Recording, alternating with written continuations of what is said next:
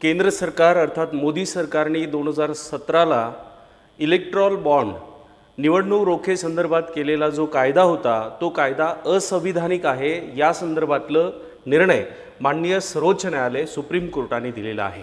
हा निर्णय आल्यामुळे सत्ता पक्ष आणि विरोधी पक्षामध्ये हा विषय विशेष महत्त्वाने चर्चेला घेतला जातो। UPSC असेल किंवा MPSCचा जो पेपर 2 आहे त्यामधील पॉलिटी या पार्टमध्ये हे जे काही झालेले करंट बदल असतात हे आपल्यासाठी अत्यंत महत्त्वाचे असतात। मित्रांनो, आपला देश हा आज एखादा सामान्य माणूस जर पैसा कमवत असेल तर त्याला टॅक्स द्यावा लागतो। पैशाचे स्रोत कुठून आले, थोडे पैसे जरी त्याच्या अकाउंटवर 3 लाख 5 लाखाच्या वर जात असेल तर त्याला इन्कम टॅक्सकडनं नोटीस येते। परंतु या देशामध्ये जे धोरण ठरवतात, हा देश कशा पद्धतीनं चालेल याचे नियम तयार करतात, त्यांनी मात्र स्वतःसाठी वेगळे नियम केलेले आहेत। त्यांच्या राजकीय पक्षांना कोणी किती कोटी रुपये निधी दिला, फंड दिला, बॉन्ड्स दिले हे उजागर होणार नाही अशा पद्धतीचा कायदा तत्कालीन वित्तमंत्री अरुण जेटली यांच्या कालखंडामध्ये झालेला होता। यावर याचिका दाखल केलेली होती। काँग्रेस, CPM किंवा इतर जे काही ADI असे काही पक्ष आहेत ज्यांनी त्या संदर्भामध्ये याचिका, ते पुढे डिटेल आपण बघणारच आहोत।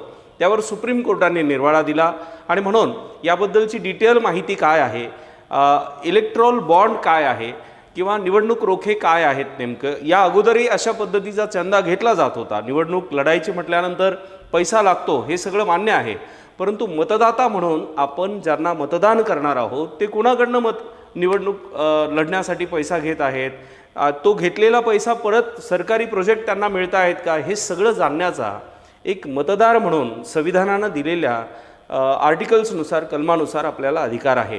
त्याच कलमांचा आधार घेऊन माननीय सर्वोच्च न्यायालयाने हा निर्णय दिला आहे। हा निर्णय काय आहे किंवा या सेशनमध्ये आपण कन्सेप्ट टॉपमध्ये काय काय बघणार आहोत, न्यूजमध्ये काय आहे नंबर 1, दुसरं आपण हे बघणार आहोत मित्रांनो की निवडणूक रोखे किंवा इलेक्ट्रॉल बॉन्ड योजना नेमकी काय आहे, या योजनेच्या संदर्भानं काय निर्णय, म्हणजे या अगोदर जो काही कॅशमध्ये व्यवहार होत होता, जे काही पॉलिटिकल पार्टी आहेत त्यांना ज्या पद्धतीनं चंदा किंवा पैसा मिळत होता त्याच्यामध्ये काय बदल करण्यात आला, इलेक्ट्रॉल बॉन्ड संदर्भात जे काही बदल 17 मध्ये जे सूचना किंवा नियम करण्यात आला आणि त्यावर अंमल पुढच्या काळात 2018 पासून झाला, त्यावर विरोधी पक्ष किंवा ज्यांच्यासाठी हे हिताचं नाही आहे अशा राजकीय पक्षांनी काय आक्षेप घेतले ते आपण बघू। इलेक्ट्रॉल बॉन्ड संदर्भामध्ये केंद्र सरकारने त्याच्यावर काय बाजू मांडली की कुठल्या आधारावर इलेक्ट्रॉल बॉन्ड संदर्भामध्ये किंवा निवडणूक रोखे संदर्भामध्ये पक्षाला किती देणगी मिळाली, BJPला किती मिळाली, काँग्रेसला किती मिळाली किंवा इतर जे काही तृणमूल काँग्रेस आहे त्यांना किती मिळाली, सुप्रीम कोर्टानं काय निर्णय या संदर्भामध्ये दिला, सुप्रीम कोर्टाच्या निर्णयाचे परिणाम काय होऊ शकतात आणि या संदर्भानं UPSC किंवा MPSCला कशा पद्धतीचे प्रश्न राहतील हे सुद्धा आपण बघणार आहोत। आपण 2 पेपरच्या बातम्यांना इथे घेतले। द हिंदूची बातमी घेतली आहे, इलेक्ट्रॉल बॉन्ड स्कीम अनकॉन्स्टिट्युशनल असेल, SBI should reveal the details of donors, supreme court, असं हे 2 अत्यंत महत्त्वाचे मुद्दे इथे द हिंदूनी हायलाईट केलेत। नंबर 1, इलेक्ट्रॉल बॉन्ड स्कीम जी आहे ही अनकॉन्स्टिट्युशनल आहे, म्हणजे असंविधानिक आहे, ही स्कीम रद्द करण्यात येत आहे अशा पद्धतीचा निर्णय माननीय सर्वोच्च न्यायालयाने दिला आहे।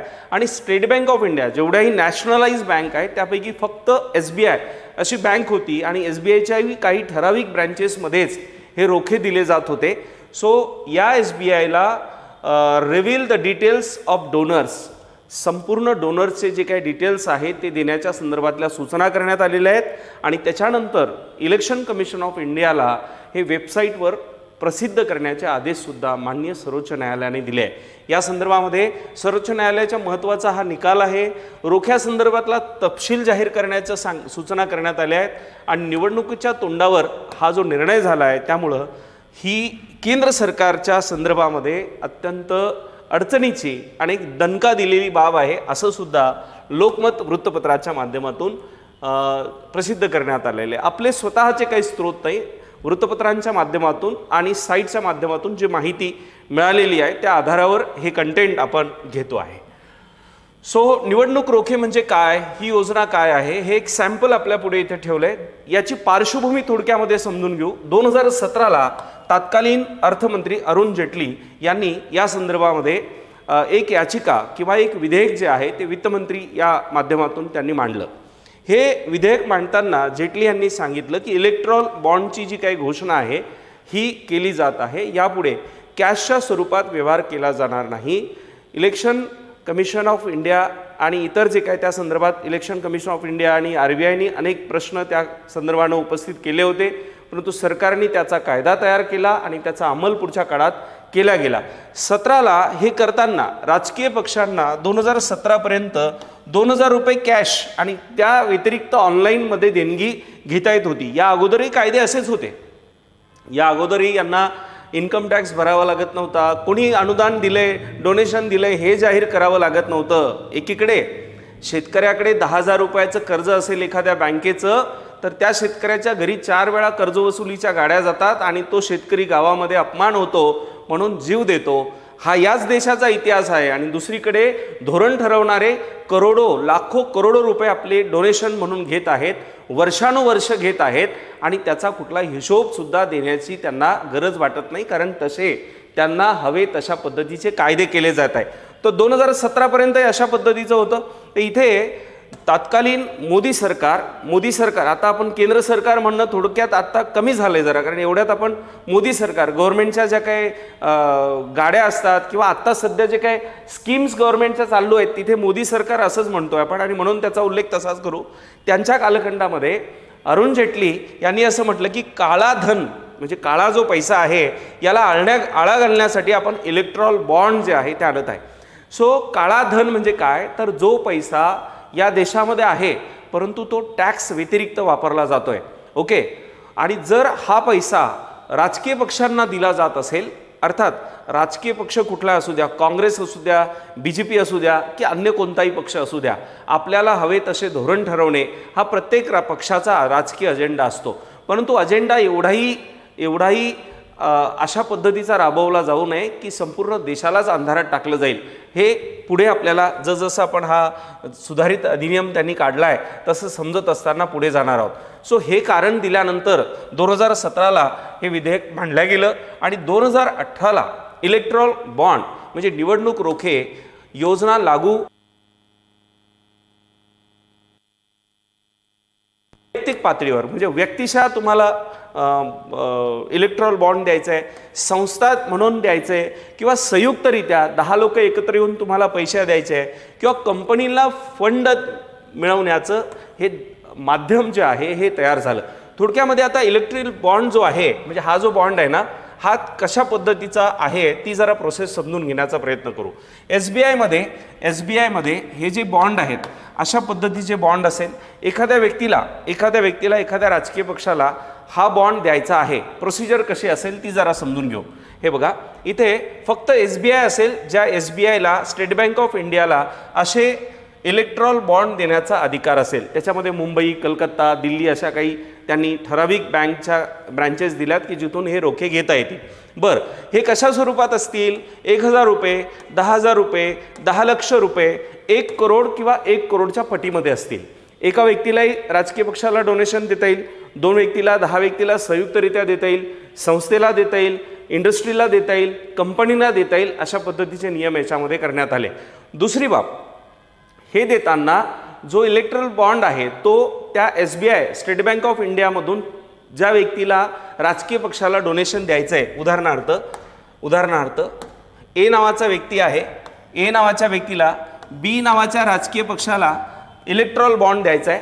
हा A नावाचा व्यक्ती SBI मध्ये जाईल, SBI मध्ये जाऊन हा व्यक्ती इथनं इलेक्ट्रॉल बॉन्ड विकत घेईल आणि हा विकत घेतलेला इलेक्ट्रॉल बॉन्ड जो आहे हा A नावाचा व्यक्ती हा B नावाच्या पक्षाला देईल.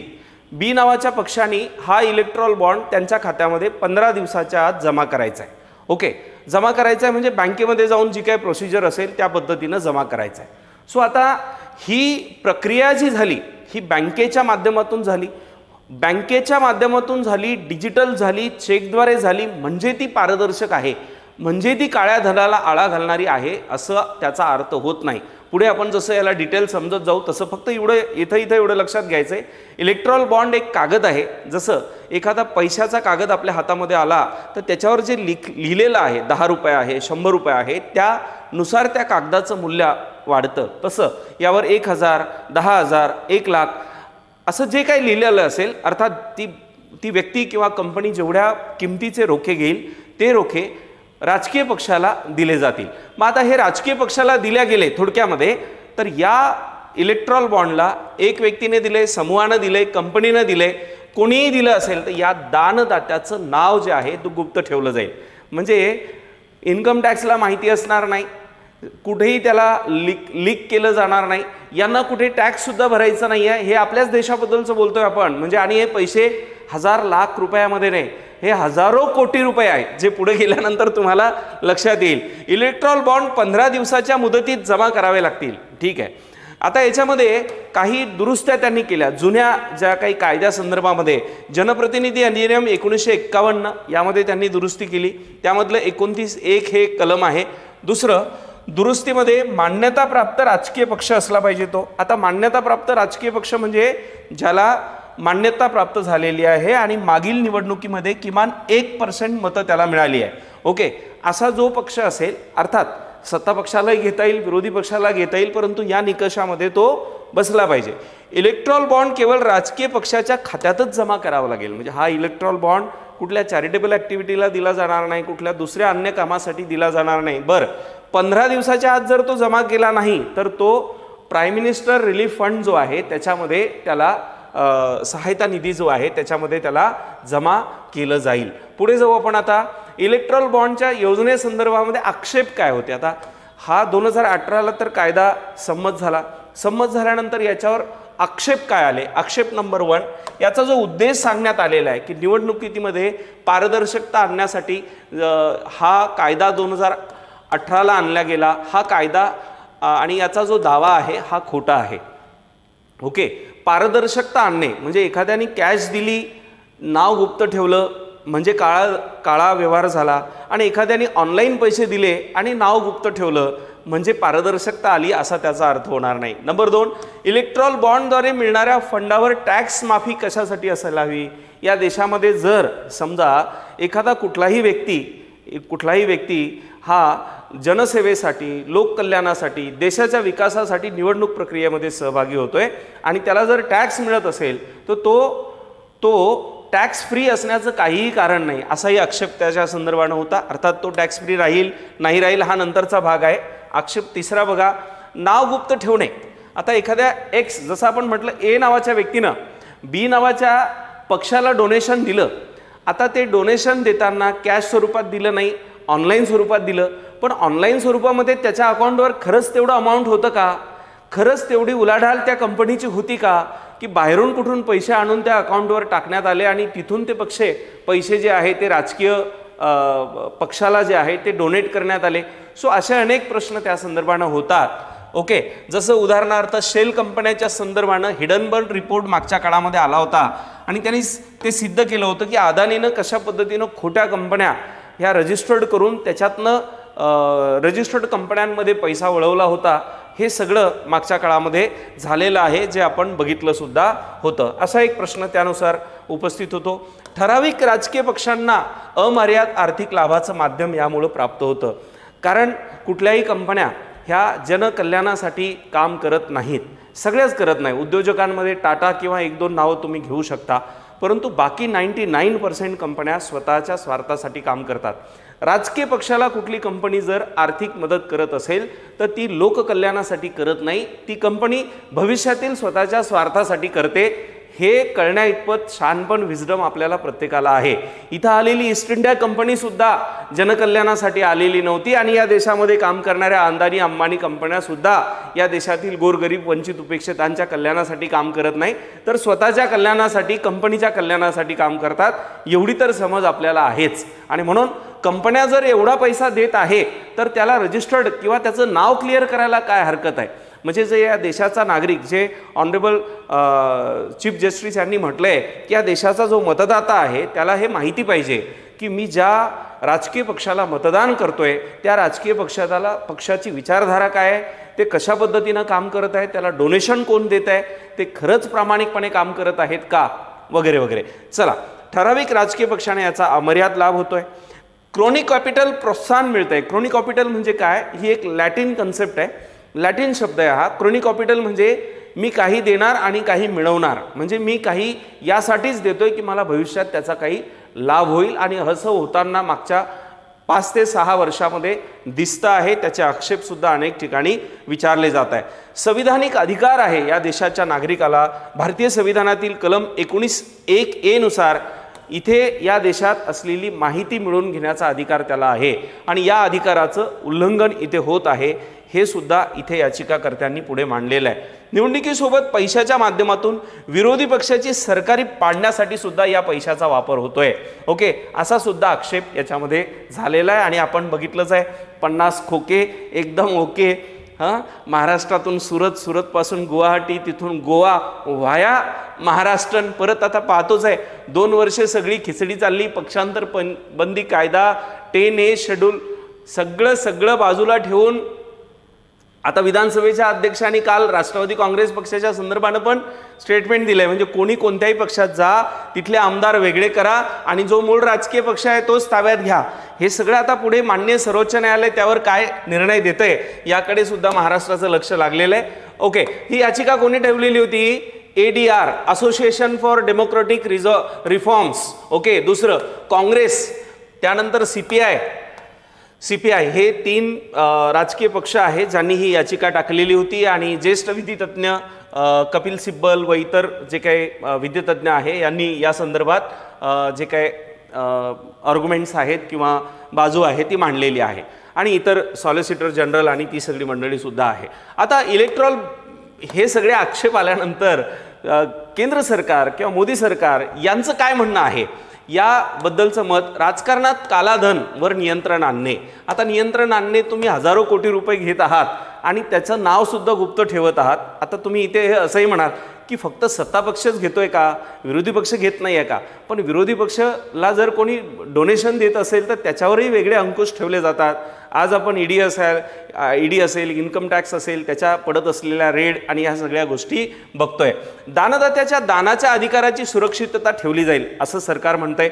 ओके, चला, बँकिंगद्वारे वित्त पोषण्यास मदत होते, पारदर्शकता राहते, परंतु इथे प्रत्यक्षात मात्र दाखवायचं एक आणि करायचं एक, अशी परिस्थिती असलेली वस्तुस्थिती जी आहे ती डोळ्याआड करता येत नाही.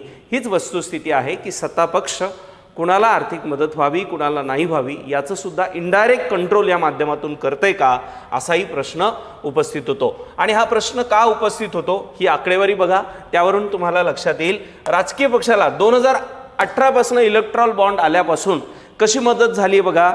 हे इकडे राजकीय पक्षांची नावं दिली आहे, ही बाकीची छोटी मोठी पक्ष आहे.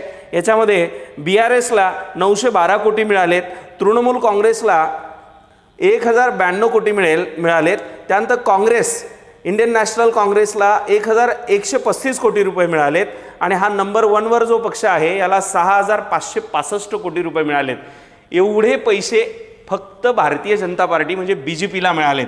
हे इकडे त्याचा BJP डोनेशन्स वाया इलेक्ट्रॉल बॉन्ड्स या माध्यमातून इथे दिसत आहे. आणि इथे हे लक्षात येत आहे की तुम्ही कॅश माध्यमातून जरी घेत नसाल, जरी ऑनलाईन माध्यमातून घेत असाल, तरी हा जो पैसा तुम्ही घेत आहात हा पैसा इतर पक्षांच्या तुलनेत हा कमी आहे. इथे समानता नाही आहे, आणि मतदाराला हे माहिती होण्याचा अधिकार आहे की तुम्ही हा जो पैसा घेतला हा कुणाकडून घेतला, हे तुम्हाला एवढं समर्थन, एवढं पैसा देणारे कोण लोक आहेत, दानदाते, की ज्या दानदात्यांनी काहीच लाभ न घेता फक्त तुमच्या वैचारिक विचारधाऱ्यावर हा पैसा दिला आहे का, हे जाणण्याचा भारतीय संविधानाच्या 19 आर्टिकलनुसार अधिकार आहे.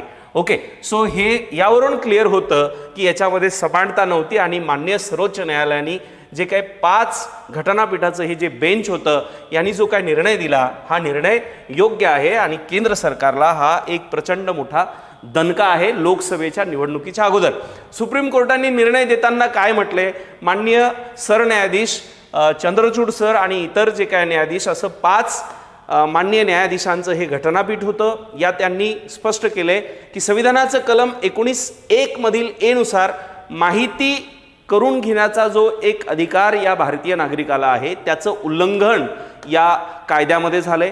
क्विड प्रो क्यू जे मी बोललो की काहीच्या बदल्यात काही, ओके, काहीच्या बदल्यात काही द्यायचंय आणि भविष्यात काही घ्यायचंय, याला प्रोत्साहन दिलं जातं या माध्यमातून. सरकारने जनप्रतिनिधी वित्त कंपनी अधिनियम 1956, ओके, आता हा जनप्रतिनिधी कायदा 1956 आणि इतर वित्त आणि कंपन्यांच्या संदर्भात जे काही संशोधनं केली आणि जे अमेंडमेंट केले हे सगळे असंविधानिक आहेत. खाली ते घेतलंय आपण मुद्दा.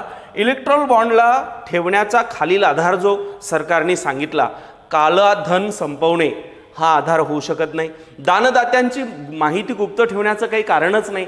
तुमच्या विचारधारेवर जर एवढा पैसा ते देत आहेत, ओके, तर त्यांना ओपन करायला काही हरकत नाही. भविष्यामध्ये जर तुम्ही त्यांना काही प्रोजेक्ट देत असाल तर मग लोकांच्याही लक्षात येतं की तुम्हाला इकडे डोनेशन मिळत आहे आणि तुम्ही तिकडे त्यांना प्रोजेक्ट देतात, याचा अर्थ तुम्हाला मतदान करायचं की नाही हे या देशातली सामान्य जनता ठरवेल.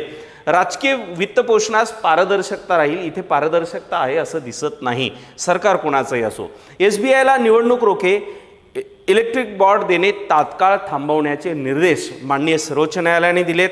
2018 पासून 6 मार्च 2024 पर्यंतचे सर्व विवरण जे काय आत्तापर्यंत जेवढं रोखे स्टेट बँक ऑफ इंडियाकडनं ज्यांच्या माध्यमातून दिल्या गेलेले आहे त्याचं संपूर्ण डिटेल विवरण हे स्टेट बँक ऑफ इंडियाने तयार करायचे. 6 मार्चपर्यंत इलेक्शन कमिशन ऑफ इंडियाला ते सादर करायचे आणि 1 आठवड्यामध्ये इलेक्शन कमिशन ऑफ इंडियाने ते वेबसाईटवर प्रसिद्ध करायचे, असे सुद्धा निर्देश या माध्यमातून माननीय सर्वोच्च न्यायालयाने दिले.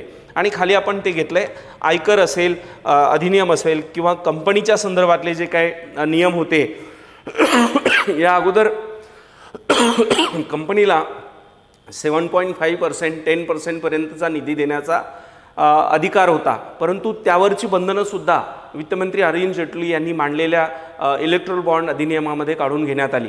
ही काढल्यानंतर हे फ्री झालं आणि त्यातून कोट्यावधी रुपयाचा निधी जो आहे तो इकडे वळती करण्यात आला. सो हे जे काही सरकारने केलेले संशोधनं होती किंवा दुरुस्त्या होत्या या असंविधानिक होत्या, म्हणजे अनकॉन्स्टिट्युशनल होत्या, असाही निर्वाळा 5 खंडपीठाच्या माननीय सर्वोच्च न्यायालयाच्या सरन्यायाधीशासह असलेल्या न्यायाधीशांनी मांडला आहे. भारताच्या लोकशाही आता याचे काय परिणाम होऊ शकतात हे अशा पद्धतीचा निर्देश माननीय सर्वोच्च न्यायालयाने दिल्यानंतर याचे परिणाम काय होऊ शकतात, यामध्ये जर हे चुकीच्या पद्धतीने याचा अवलंब केला गेला असेल तर हा भारतीय लोकशाही व्यवस्थेमध्ये निवडणूक प्रक्रिया पारदर्शक पद्धतीनं चालली पाहिजे. या देशामध्ये जनतेला अपेक्षित असलेलं सरकार आलं पाहिजे आणि जर हे चुकीच्या पद्धतीनं असेल तर लोकशाही व्यवस्थेतला हा सगळ्यात मोठा फ्रॉड ठरू शकेल. ज्यांनी रोखे दिले त्यांना सरकारी प्रोजेक्ट मिळाले का हेही पुढच्या काळामध्ये स्पष्ट होईल आणि जर तसं झालं तर याला मनोप्लट केल्या गेलं हेही जनतेच्या पुढे येईल. लोकांनी पुढच्या मुद्द्याकडे जातोय, जर कॅश देणं किंवा रोखे देणं याला टॅक्स फ्री करण्याची गरज नाही. इकडे जर 10,000साठी शेतकऱ्याला फाशी घ्यावं लागत असेल, मग त्याच्याकडे कुठलाही पर्याय उरत नसेल, तुम्हा त्याला टॅक्स द्यावाच लागतो, त्याला घेतलेलं कर्ज भरावंच लागतं, तर एवढी इकडे उधळण कशासाठी, हे इकडे एवढ्या प्रसाद कशासाठी वाटला जातोय. निवडणूकच लढवायच्या आहेत तर कामाच्या आधारावर लढल्या जाव्यात.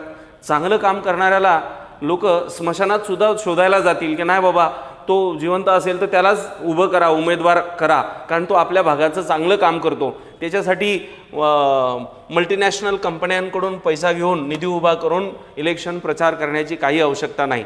सरकार कोणाचं आहे हे महत्त्वाचं नाही. सरकार कोणाचं आहे हे महत्त्वाचं नाही. आज BJPचं आहे, उद्या काँग्रेसचं येईल, परवा आणखी कुणाचं येईल. हा देश महत्त्वाचा आहे, या देशातली लोकशाही महत्त्वाची आहे आणि म्हणून जिथे काही चुकीचं आहे तिथे लोकांनी प्रश्न विचारायला सुरुवात केली पाहिजे. जे असंविधानिक आहे ते असंविधानिक आहे, मग ते कोणी केलेलं असो, ते चूक आहे तर ते चूक होता कामा नये. है ना.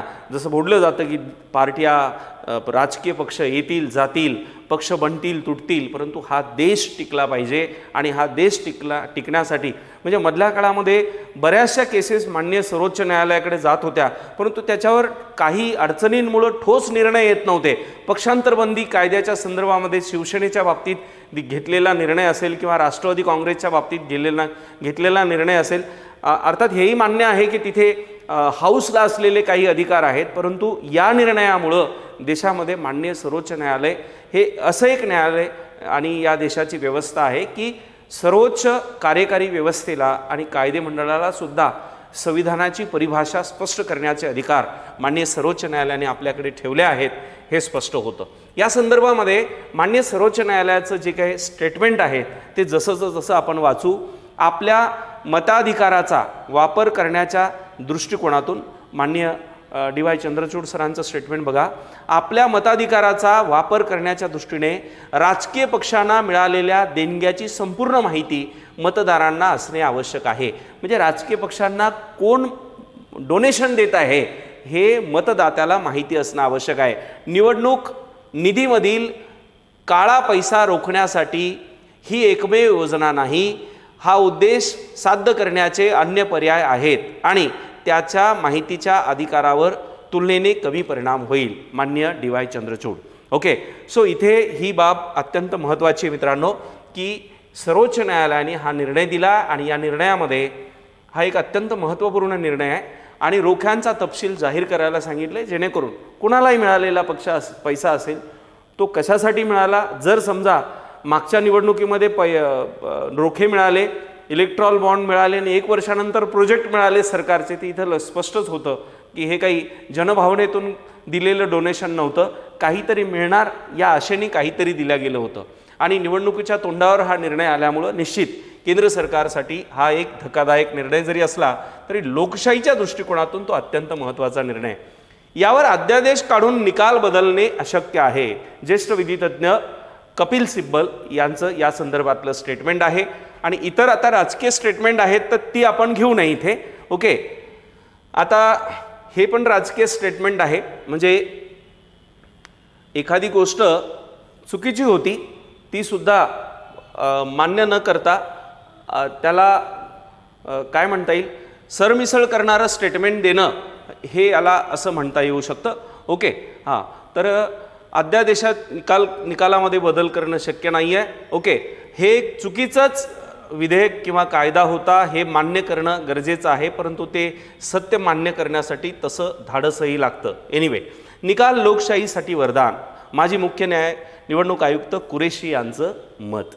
ओके, चला, सो इथे आज आपण हे एक करंट कन्सेप्ट टॉकमध्ये बघितलं. प्रश्न आहे UPSC CSE किंवा MPSC state services GS paper 2 मध्ये तुम्हाला हे प्रश्न राहू शकतात.